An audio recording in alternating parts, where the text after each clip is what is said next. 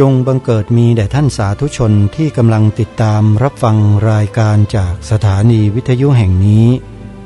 ทุกท่านขอนำท่านผู้ฟังเข้าสู่รายการคดีโลกคดีธรรม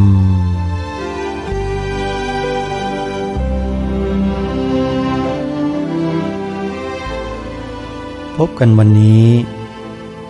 วันแรม4 ค่ำเดือน11วันนี้ตรงกับวันพฤหัสบดีที่2 พฤศจิกายนพระพุทธศักราช 2566 รายการคดีโลกคดีธรรมมาพบกับสาธุชนเป็นปกติทุกวันจันทร์ถึงวันศุกร์และวันเสาร์อาทิตย์ทางสถานีวิทยุแห่งนี้ท่านสามารถติดตามรับฟังรายการนี้ผ่านโทรศัพท์มือถือของท่านได้โดยการดาวน์โหลดแอปพลิเคชันที่ชื่อว่าวิทยุพุทธศาสนาทั่วไทยแอปพลิเคชันวิทยุพุทธศาสนาทั่วไทยได้รวบรวมสถานีวิทยุพระพุทธศาสนาแห่งชาติสถานีต่างๆ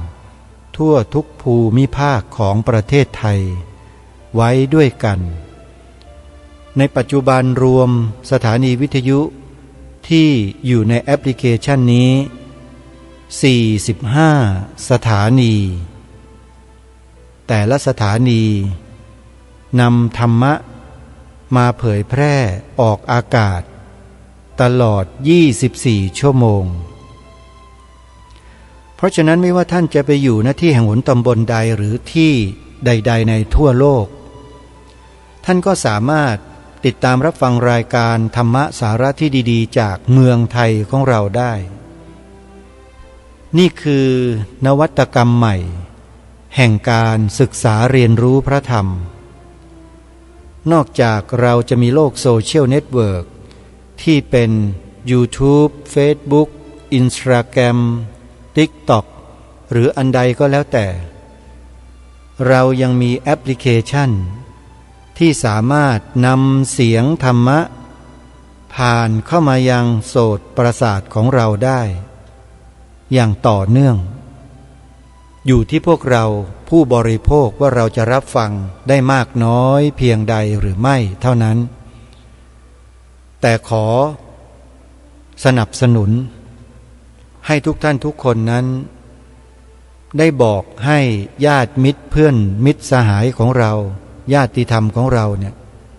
ได้ดาวน์โหลดเอาไว้เป็นประโยชน์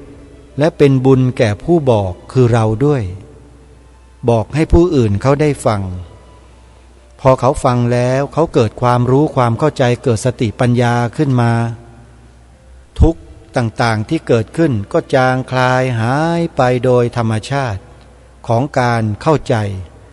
ในความจริงของชีวิตอันเกิดจากการฟังธรรมะผ่านแอปพลิเคชันนี้นี่แหละเราผู้บอกก็จะได้บุญไปด้วยนี่คือการทำบุญแบบง่าย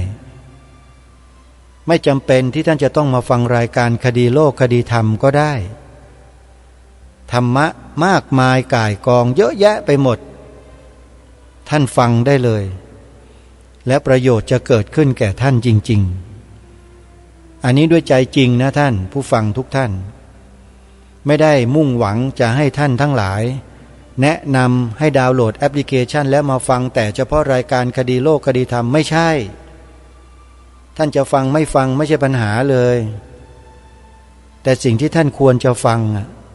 แล้วท่านพลาดโอกาสไปแล้วนั่นแหละคือปัญหาแหละที่ท่านพลาดนั่นแหละ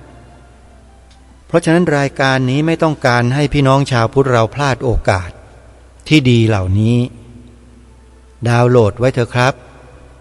เป็นประโยชน์ต่อชีวิตของเรามากๆนะขอฝากไว้ทุกท่านเอาละวันนี้จะไม่พูดอะไรอื่น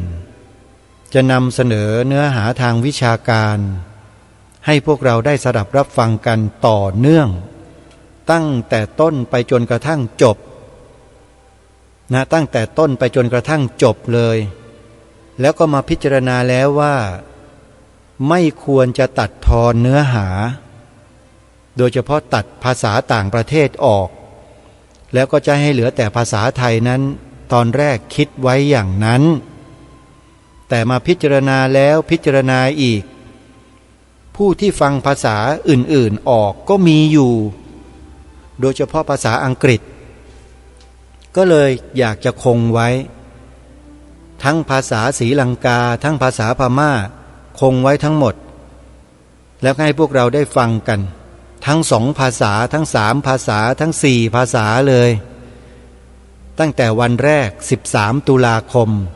ไปจนสิ้นสุดวันที่15 ตุลาคมโดยลำดับดังต่อไปนี้ทั้งครูบาอาจารย์ทั้งในประเทศและต่างประเทศซึ่งมีท่านเจ้าคุณพระราชวัชรบัณฑิตเจ้าอาวาสวัดจากแดงเป็นต้นเป็นประธานพร้อมด้วยพระภิกษุสามเณรที่สนใจในโครงการนี้ทุกรูปครับ So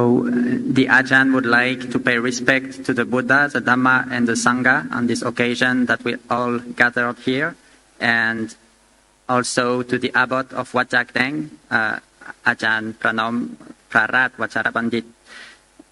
and also to all the monks who are living in this monastery. และขออนุโมทนาในกุศลเจตนาสัมมาปฏิบัติที่ท่านสาธุชนทั้งหลายมาถวายการอุปถัมภ์บำรุงในกิจกรรมอันมีความสำคัญ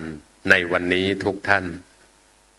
He would like to express his gratitude to everyone who come today because it is of great benefit to the Buddha Sasana. ขออนุญาตใช้สรรพนามระหว่างพระกับพระด้วยกันผมมีความรู้สึกเป็นเกียรติแล้วก็ชื่นชมยินดีเป็นอย่างยิ่งที่ได้มีโอกาสมาร่วมในกิจกรรมเสวนาพระปริยัติศาสนานานาชาติของวัดจากแดงในวันนี้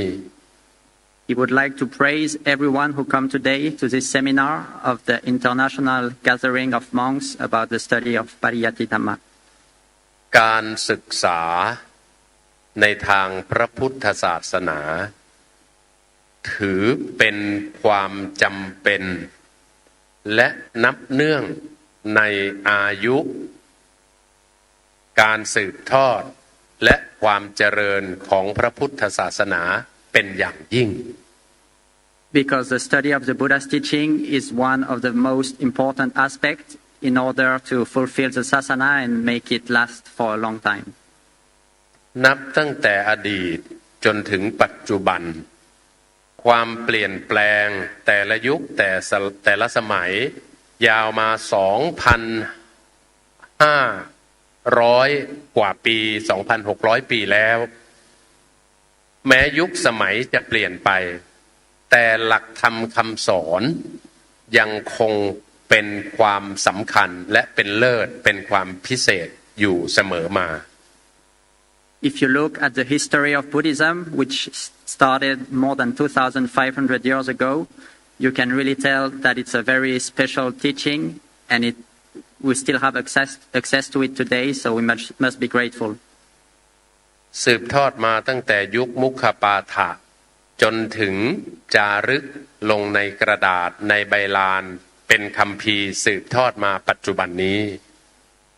And also, like we have access to all the ancient scriptures, and they came all the way down to us from the Ajahns and all the monks of the past. ในแต่ละประเทศที่นับถือพระพุทธศาสนาต่างก็มีวิถีแห่งการเรียนการสอนการวัดผลบนหลักสูตรของแต่ละประเทศซึ่งเหมือนบ้างแตกต่างกันบ้าง And each country has its own way of approaching the study of the Buddha's teaching, and so that's the reason why we come here today to share these different ways of studying the Buddha's teaching. ดังนั้นการประชุมสัมมนาในวันนี้ จึงถือเป็นสองส่วนหลักๆด้วยกัน And so the reason of this seminar is for us to be able to congregate and share all of our knowledge. หนึ่งทำรงรักษาสองพัฒนาให้เข้ากับยุคสมัย So there are two main objectives. One is to protect the Buddha's teaching, and the other is to develop and make it progress. เพราะฉะนั้นในวันนี้กระผมจึง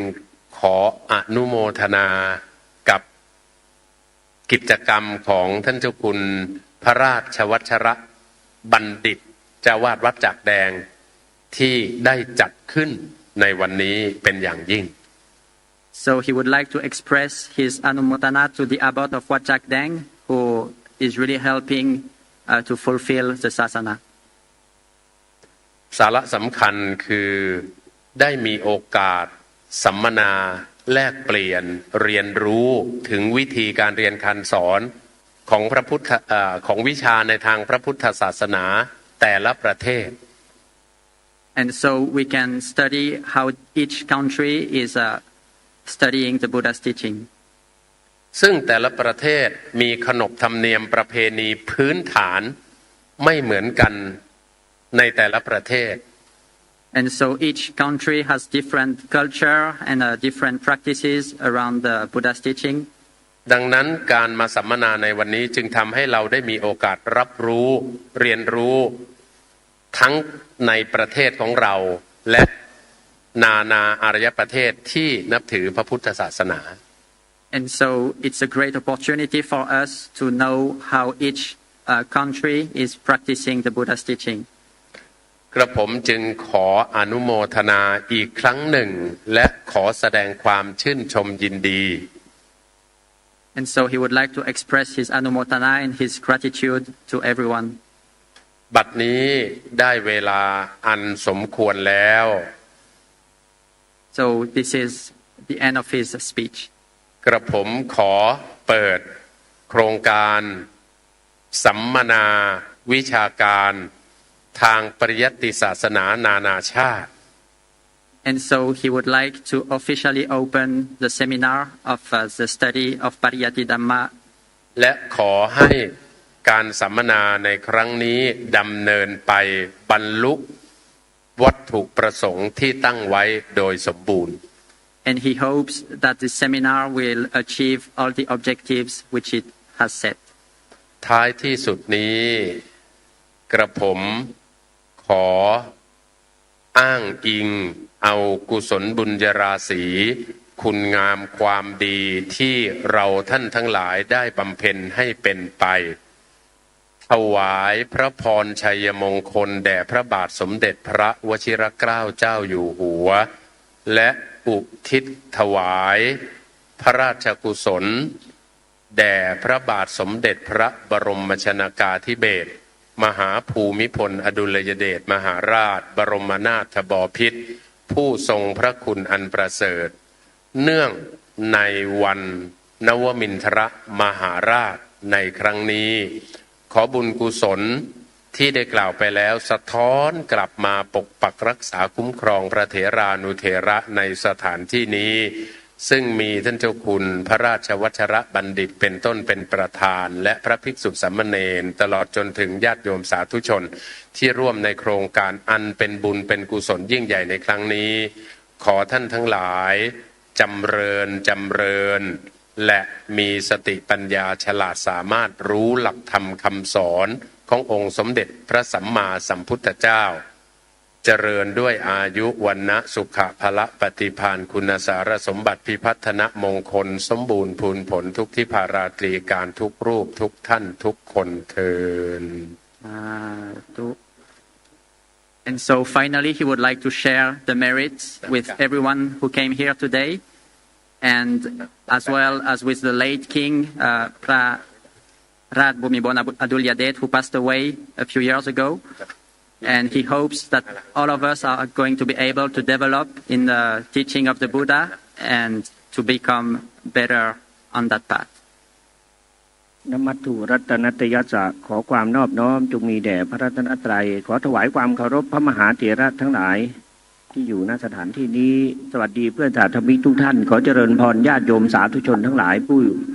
มาร่วมกันเจริญกุศลในงานสัมมนาปริยัตินานาชาติในครั้งนี้การจัดงานแบบนี้ขึ้นเป็นเหตุแห่งความเจริญของพระศาสนาตรงกับมงคลข้อที่30กาเรณธรรมสากฉาการสนทนาธรรม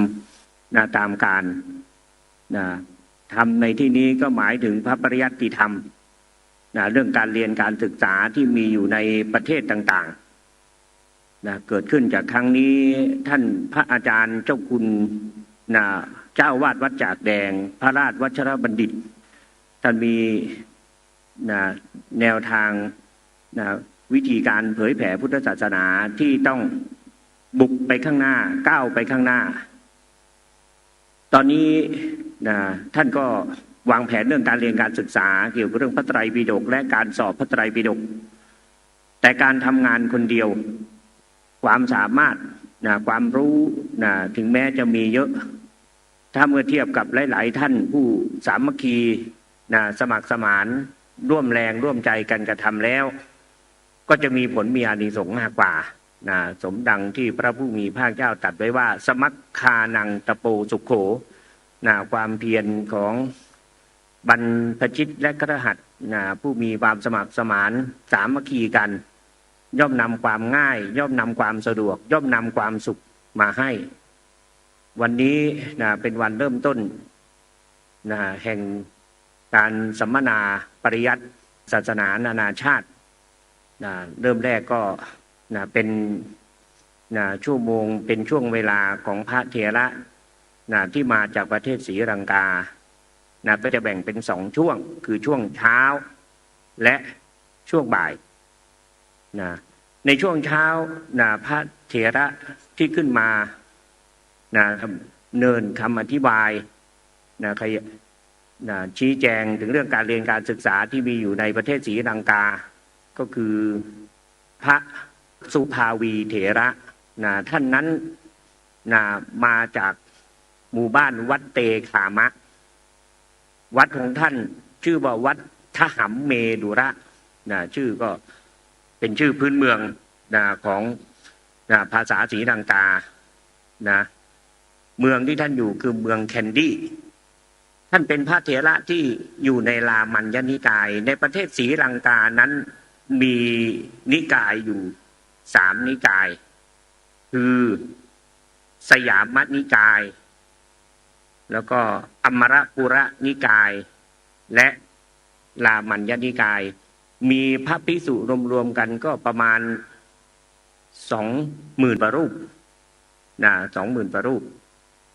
ที่มีมากที่สุดก็คือเป็นสยามนิกาย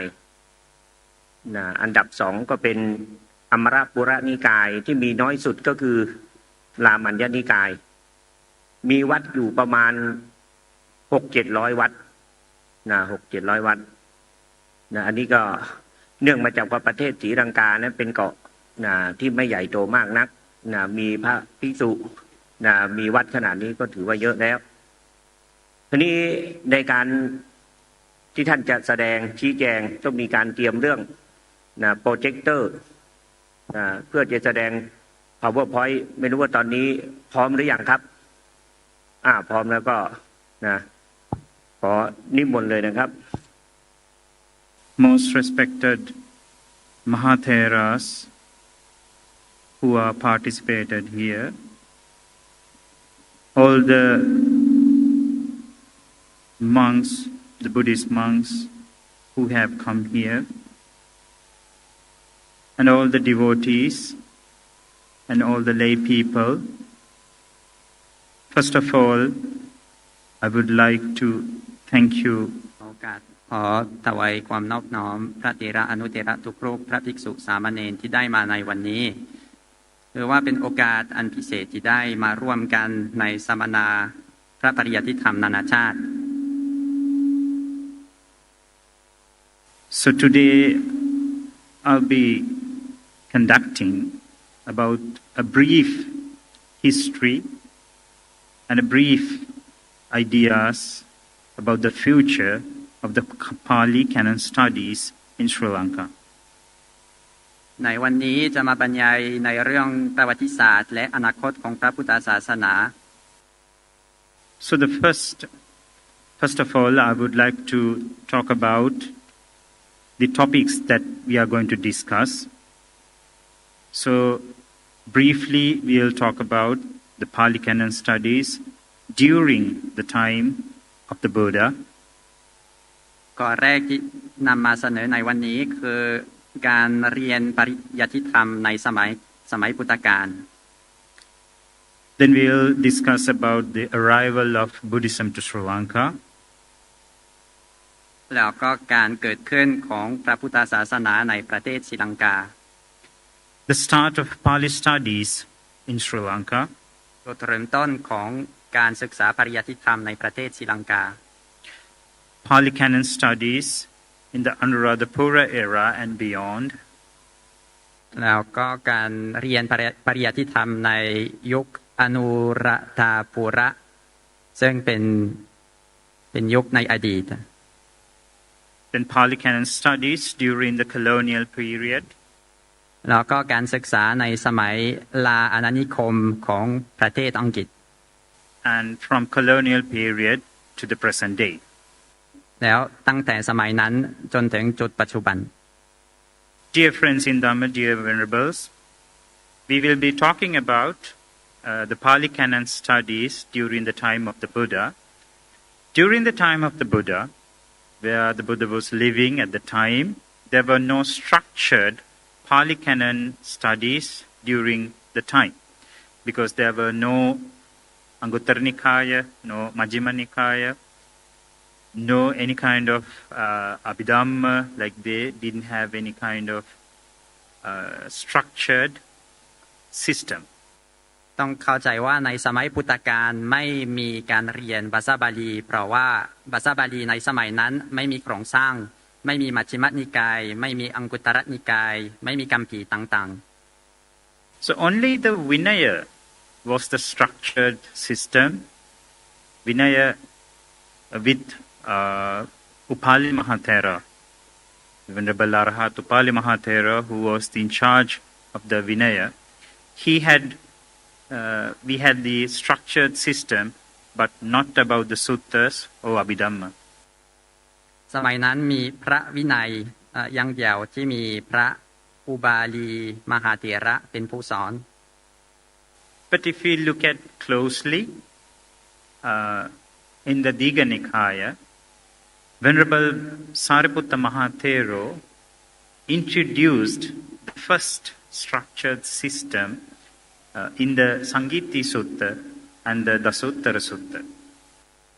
แล้วพระรูปแรกที่ได้เสนอโครงสร้างของภาษาบาลีคือพระสารีบุตรในคัมภีร์สังกิติสุตตะและทัสสุตระสุตตะ So after the Parinibbana of the Buddha, in the first council, we have a structured Pali Canon. เพราะฉะนั้นหลังจากพระพุทธเจ้าปรินิพพานได้มีโครงสร้างของภาษาบาลีเป็นครั้งแรกในโลก From there, the first council happened, the second council, and the third council. During the time of the King Ashoka, we had these three Buddhist councils, and at the end, from the third council, we have a clear Vinaya Pitaka, Sutta Pitaka, and Abhidhamma Pitaka. แล้วในสมัยของพระเจ้าอาโศกก็ได้มีไตรปิฎกคืออภิธรรมปิฎกพระสุตตันตปิฎกแล้ววินัยปิฎก So the Sri Lankan Buddhist Pali Canon study starts with the arrival of the Mahamahinda Thero during the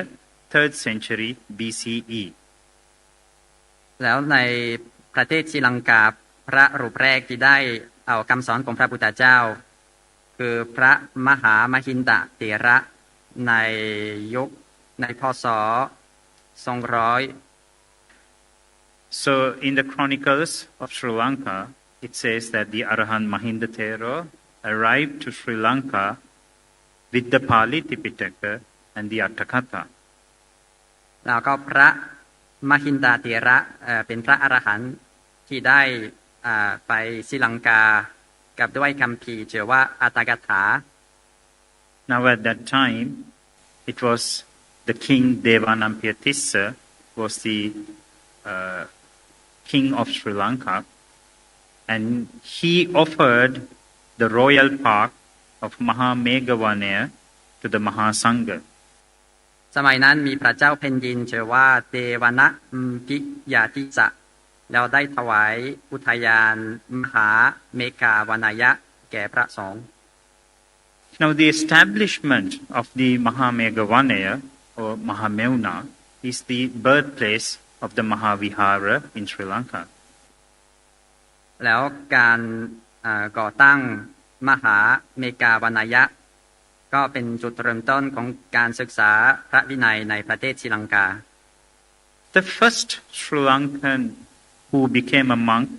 was called Prince Aritta, and he was the first person to ordain as a Sri Lankan. พระลังการูปแรกชื่อว่าอริตะแล้วก็เป็นคนที่ได้ปฏิโมกข์ด้วย So during this time, the king Devanampiya already offered Mahasangha the royal park, and there were numerous structures for the Mahasangha, so they have a good monastery. แล้วตั้งแต่วันนั้นก็ได้เผยแผ่คำสอนของพระพุทธเจ้าในประเทศศรีลังกา But the first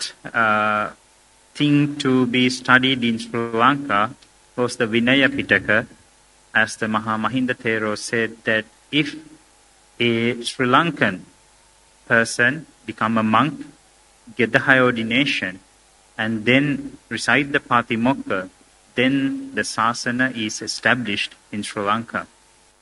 แล้วคำพีร์อันแรกที่ได้ศึกษาในประเทศศรีลังกาคือพระวินัยปิฎกแล้วก็พระเถระบอกว่าถ้าพระวินัยปิฎกนั้นได้อยู่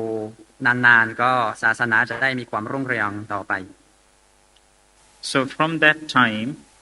Sri Lanka started to establish Buddhism and spread Buddhism across the country.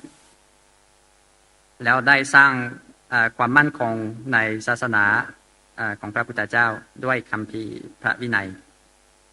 So the Sri Lankan system of the Pali studies was based actually with a sutta, the Sotanugata Sutta of the Anguttara Nikaya Chatuttaka Pali. แล้วตอนนี้อยากที่จะอธิบายโครงสร้างในวิถีการเรียนภาษาบาลีในประเทศศรีลังกา So as in the sutta says, Sotanugatanam bhikkhave dhammanam vachasa prachitanam manasanu pekkitanam dittya suppati viddhanam. So this was the main system of the Sri Lankan Pali studies. So it means that one should hear the Dhamma first. อันดับแรกต้องฟังธรรมคือโสตานุกาตานัง Then the person should reinforce by recitation. We have to by heart and chant again and again. แล้วดูหนังสือไปเรื่อย Then examine by the mind that they have to consistently, they have to be with the Dhamma, and they will always have to examine by the mind. ๆแล้ววิจิตรพิจารณาด้วยสติปัญญาของตนเอง And they have to well understand the Dhamma and practice. แล้วจะได้มีความเข้าใจในคำสอนของพระพุทธเจ้าในด้านปริยัติ So this is how the Sri Lankan Pali studies was going, because there were no written books in those days. แล้วก็ในสมัยนั้นเป็นวิถีเรียนภาษาบาลี Now, because of this system, there were 4 types of monks in Sri Lanka, and the first one is the Dharmakatika, the monks who preach Dhamma. ในประเทศศรีลังกามีพระ สอนภาษาบาลี4ประเภทคือ1ดารมกัติกะคือธรรมกตึก Then there were another monks called Padabhanaka, who are the monks who describes the text of the Dhamma in detail, like word by word, they explain the Dhamma, just like teachers. 2ปาตภานกะคือนักไวยากรณ์ Then the Divakatika bhikshu, the monks who taught Dharma during the daytime, they were the monks who were teaching at the monasteries, near the villages to the people. 3ดีวกติกะคือพระที่สอนธรรมะเฉพาะกลางวัน And there were monks who were Bhanakas, or the monks who memorized the Tripitaka. แล้วสุดท้าย4พานกะผู้ทรงพระไตรปิฎก So the Bhanakatheros, who are the monks who were responsible to memorize the Dhamma and teach to the new students. แล้วเป็นหน้าที่ของนักเรียนทุกรูปที่จะท่องหนังสือ Now the Sri Lankan monasteries which were teaching Dhamma were called Pirivena. โอเคแล้วสถานที่อันแรกที่ได้สอนปริยัติธรรมในสมัยนั้นชื่อปิริเวนะเป็นโรงเรียนสอนพระไตรปิฎกโดยเฉพาะ Now the Sri Lankan Chronicles, the history of Sri Lanka was written in a book called Mahavansa. So in the Mahavansa, it describes like this. The Mahavansa mentions that early Pirivenas, the Tripitaka schools, in the Anuradhapura era taught Attakatha and chanted sermons and practiced Buddhism. เพราะฉะนั้นในโรงเรียนปิริเวนะจะสอนอัตถกถาเป็นส่วนมาก The aim of the Buddhist bhikkhu life was identified as learning Dhamma, memorizing them, and adjusting their life according in search of liberation. แล้วเป้าหมายของพระในสมัยนั้นคือการเรียนธรรมะเพื่อจะได้แสวงหาวิถีหลุดพ้นจากกิเลส Buddhist monks were expected to travel from place to place and teach Dhamma to others. แล้วพระในพระพุทธศาสนาเดินจาริกแล้วสอนแล้วปฏิบัติธรรมะในหลายสถานที่ And the Pirivenas, the Tripitaka school, trained monks for these tasks under expert guidance. เพราะฉะนั้นโรงเรียนปิริเวนะจะตึกพระให้เป็นธรรมทูต Now, Sri Lanka was having the Buddhism was thriving in the country, and there are a lot of monks, and they were practicing Buddhism. Many lay people were practicing Buddhism, but there was a time,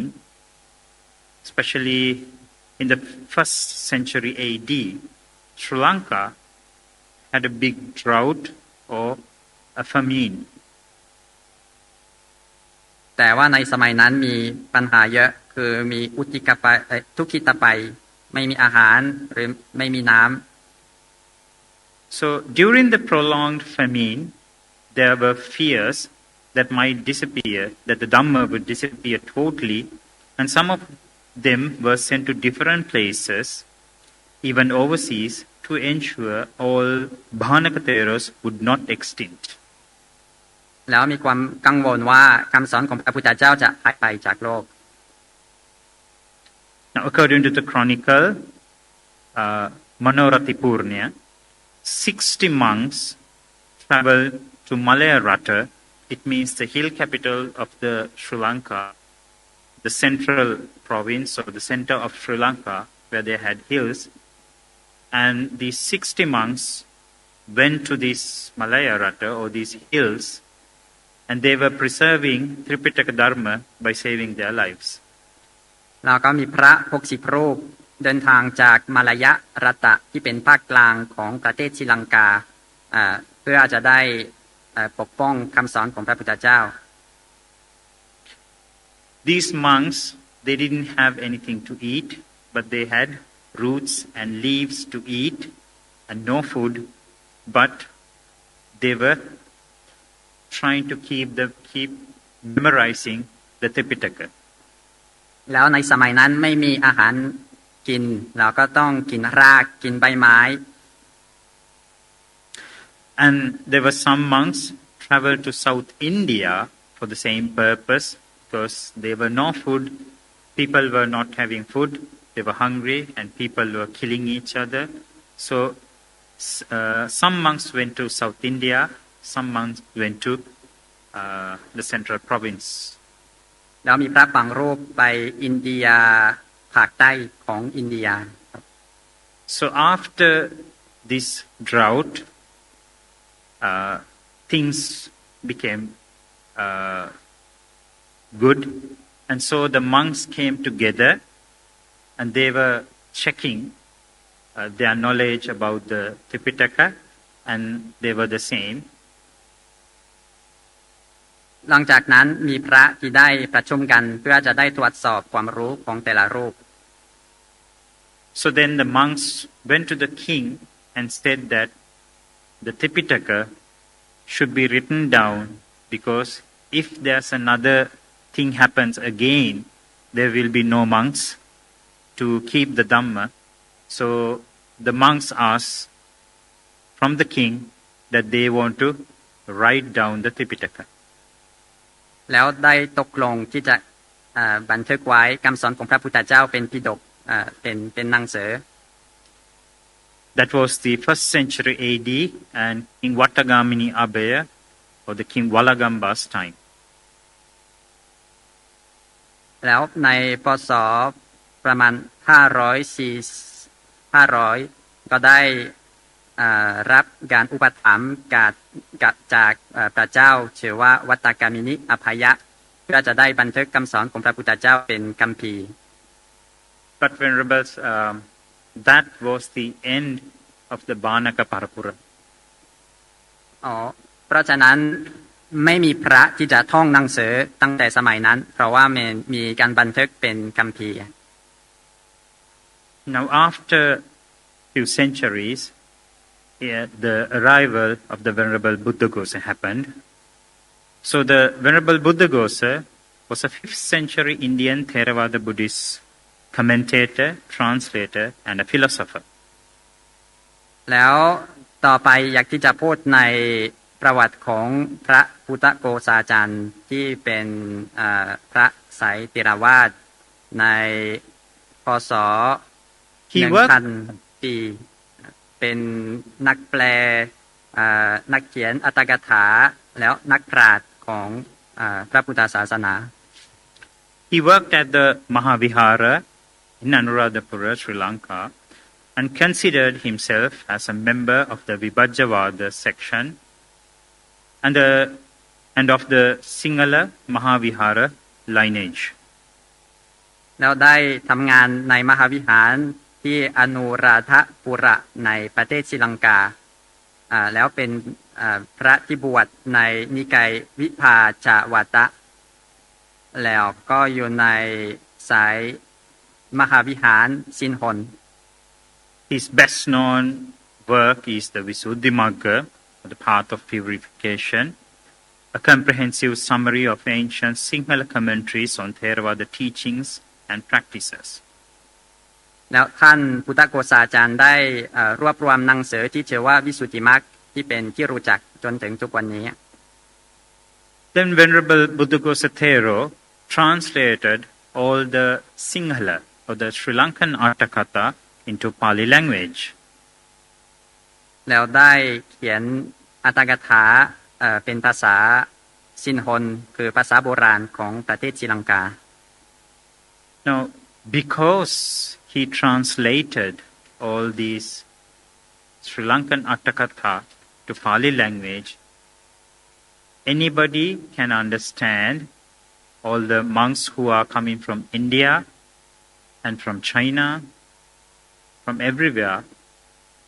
they could understand and translate those Pali Arthakatha to their own language. ผลงานของพุทธโกษาจารย์นั้นคือ เปิดโอกาสให้พระที่มาจากประเทศนอกประเทศจีนประเทศอินเดียก็ได้มีความเข้าใจในคำสอนของพระพุทธเจ้า So those days, Pali language was the official international language. แล้วได้ใช้ภาษาบาลีเป็นภาษาสากลของพระพุทธศาสนา So from that era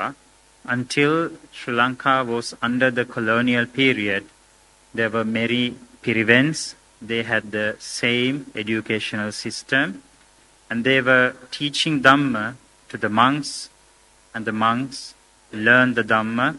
practiced, and they preached to the people. ถ้าไม่ได้แปลอัตถกถาจากภาษาซินฮอนเป็นภาษาบาลีก็จะมีความยากลำบากในการเข้าใจอัตถกถา Now the Pali Canon studies during the colonial period, from the year 1505 to 1948, Sri Lanka was under colonial powers. แล้วตั้งแต่พ.ศ. 1900 จนถึงพ.ศ. 2300 ประเทศศรีลังกาเป็นส่วนหนึ่งของประเทศอังกฤษเป็นอาณานิคมของประเทศอังกฤษ All the colonial powers, it means that the Portuguese, the Dutch, and the British. All these colonial powers, they destroyed most of the Buddhist temples and burnt many books. แล้วคนที่ลาอาณานิคมในสมัยนั้นทำลายวัดทำลายที่เก็บหนังสือ And Buddhism was almost lost in the colonial period. แล้วทำให้พระพุทธศาสนาเกือบหายจากโลก Now, there was one monk who changed everything in those days. The Velavita Pindapatika Sri Saranankara Thero, who was born in 1698, Velavita, a village near Kandy. He became a novice monk at the age of 16 as a pupil of an elder Samanera called Surya Goda. แต่ว่ามีพระรูปหนึ่งที่มีความสามารถในการทำให้พระพุทธศาสนาเจริญขึ้นในประเทศศรีลังกาชื่อว่าสรีสรนังกระเกิดในพ.ศ. 2100 ในหมู่บ้านเวลิวิตะเป็นหมู่บ้านที่อยู่ใกล้ๆกันดิแล้วได้ปบัญชาตอนที่อายุ16เขาเป็นลูกศิษย์ของสามเณรชื่อว่าสุริยาโกตะ And with great effort and devotion, he studied the Pali language and the doctrine, for which purpose he traveled from place to place in search of books and tutors. แล้วสามเณรสรนังการะมีความมุ่งมั่นความพยายามในการเรียนในการศึกษาภาษาบาลีแล้วก็เดินจาริกไปหลายสถานที่เพื่อจะได้แสวงหาหนังสือและครูสอน Later he went about preaching the Dhamma, thus encouraging others to rise up for the welfare of the religion of the Buddhism. หลังจากนั้นเป็นผู้สอนคำสอนผู้สอนธรรมะแล้วได้เป็นแรงจูงใจเพื่อให้คนอื่นปฏิบัติคำสอนของพระพุทธเจ้า And we have to thank to the Siam Desa or Thailand. It was 270 years ago Sri Lanka received the high ordination from Siam. So it's 270 years this year. So we thank you Siam or the Thailand for giving us the high ordination and restoring Buddhism in Sri Lanka. แล้วตอนนี้เป็น270 ปีตั้งแต่สรนันการะเถระได้ช่วยทำให้พระพุทธศาสนามีความเจริญในประเทศศรีลังกา So the activities of the Saranankara Mahathero not only restored the high ordination in 1753, 19 July, and the purity of the Sangha, but also brought about the literary reveal as a result of the impetus given him to the study of the Pali language and the Buddha's teaching. แล้วก็มันที่สารนันการนั้นมีความสามารถในการช่วยพระพุทธศาสนาทำให้การอุปสมบทยังมีความบริสุทธิ์แล้วก็ทำให้คัมภีร์ต่างๆที่มีอยู่ในพระไตรปิฎกได้รักษาไว้ So from that time, from 1753 onwards, Sri Lanka started to study Tipitaka again, but this time they had books, they had the Tipitaka, they had the Atthakatha, and there were books from both Thailand and Myanmar. แล้วทำให้พระในประเทศศรีลังกามีคัมภีร์เพื่อจะได้ศึกษาต่อไป So from the colonial period to today there are several institutions to teach Pali Canon. We have the Pirivenas, or the places where monks would come and learn Dhamma and Pali language and the Tipitaka. สถานที่เรียนบาลีในประเทศศรีลังกามี3คือ And there are forest monasteries in Sri Lanka which they teach with the ancient traditions, with the ancient systems. มีวัดป่าที่ศึกษาพระวินัยแล้วรักษาโดยเคร่งครัด So the forest monasteries, they teach only the Pali Tipitaka along with the Atthakatha. วัดป่ามีการสอนภาษาบาลีด้วย And we have universities in Sri Lanka. There are dedicated universities in Sri Lanka to study Buddhism and Pali Tipitaka. แล้วมีมหาวิทยาลัยด้วยที่เรียนภาษาบาลีโดยเฉพาะ So there is the Buddhist and Pali University in Sri Lanka. Then there is Sri Lanka International Buddhist Academy, and there's few other universities that is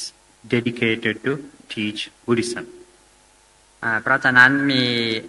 ทั้งวัดทั้งมหาวิทยาลัยที่มีการสอนภาษาบาลีในประเทศศรีลังกา So in the modern era, monks are learning Tripitaka and Pali, and the Venerable Jnanaloka, who will be talking from 1 p.m. to 4 p.m., will give you deep analysis how the monks are learning Tripitaka today. แล้วในวันนี้ช่วงบ่ายจะมีพระลังกาอีกรูปหนึ่งที่จะมาอธิบายวิธีการสอน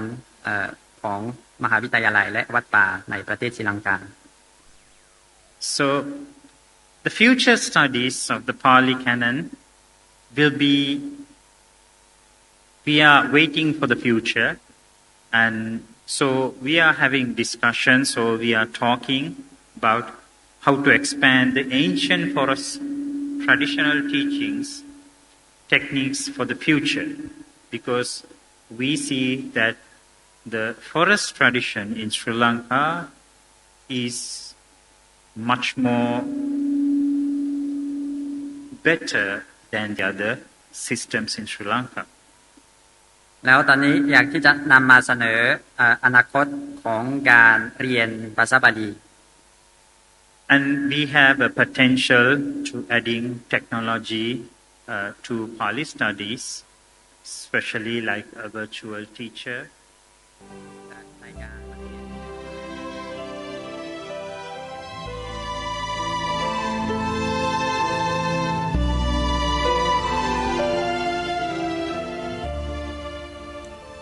ท่านสาธุชนผู้ฟังทุกท่านนะที่ท่านฟังไปเมื่อสักครู่นี้เป็นเสียงของพระศรีลังกาที่ท่านมาร่วมเวทีสัมมนาวิชาการการศึกษาพระปริยัติศาสตร์นานาชาติที่วัดจากแดงจัดขึ้นในวันที่13ตุลาคมที่ผ่านมาก็เป็นอันว่าเราได้ฟังพระศรีลังกา ผ่านล่ามที่แปลเป็นภาษาไทยให้เราได้ฟังกันพอได้ความคร่าวๆดังนี้ก็คือว่าที่ศรีลังกานั้นมีการเรียนพระไตรปิฎกมีการเรียนพระบาลีแต่คัมภีร์ที่เคยมีมาแต่เก่าแต่ก่อนนั้นก็มีไม่มากแล้วก็ได้อาศัยประเทศไทยของเราเนี่ยนำพระพุทธศาสนาพร้อมด้วยคัมภีร์เนี่ยกลับมาสู่ศรีลังกาในยุคของพระเจ้าบรมโกศเมื่อ270กว่าปีที่ผ่านมาจนทำให้ศรีลังกานั้นฟื้นฟูการศึกษาพระปริยัติธรรมขึ้นมาอีกครั้งหนึ่งจนถึงทุกวันนี้การศึกษาเล่าเรียนพระบาลีของศรีลังกาก็ยังคงมีอยู่แต่ก็ไม่เข้มข้นไม่พิสดารเหมือนอย่างประเทศพม่าเหมือนอย่างประเทศไทยที่เราเรียนกันก็ยังไม่จบนะท่านผู้ฟังฮะเดี๋ยววันพรุ่งนี้เรามาฟังกันต่อขอย้ำกับท่านผู้ฟังว่านี่คืองานวิชาการเป็นการนำพระศรีลังกาพระพม่าพระกัมพูชามาแสดงมากล่าวถึงการศึกษาเล่าเรียนพระปริยัติธรรมแผนกบาลีของแต่ละประเทศว่ามีสถานะมีสภาพเป็นอย่างไรซึ่งเราก็จะได้ฟังกันต่อเนื่องไปเรื่อยๆนะฮะจนกระทั่งหมดกิจกรรมสัมมนาคือวันสุดท้ายวัน15วันที่15ตุลาคมวันนี้เป็นวันที่13และเดี๋ยวเรามาฟังกันต่อในโอกาสต่อไปวันนี้เวลาของรายการหมดท่านผู้ฟังต้องขอสมมุติยุติรายการไว้แต่เพียงเท่านี้พบกับรายการได้ใหม่ในวันต่อไปขอความสุขสวัสดีจะมีแด่ท่านผู้ฟังทุกท่านทุกคนเทินขอเจริญพร